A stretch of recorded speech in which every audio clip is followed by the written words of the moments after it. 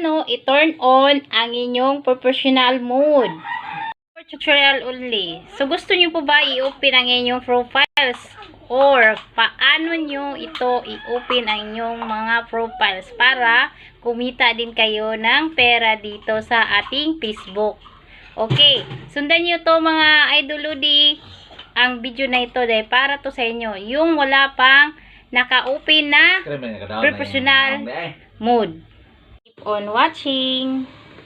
So, puntahan nyo ang yung Facebook and then sa akin, i-switch muna natin sa aking profiles. Doon, page yun ng Family Mini Vlog. So, i-switch natin ang ating profiles na Facebook. Dahil nandito na tayo sa aking profiles, i-click mo lang ang tatlong dot na nasa itaas. And then, mapupunta tayo dito. Dito naman, i-click lang natin ang tatlong tuldok na nasa kilid. So, dito natin turn on ang ating professional mode. Ay, sa akin, na-on ko na yan, kaya hindi ko na yan i-click.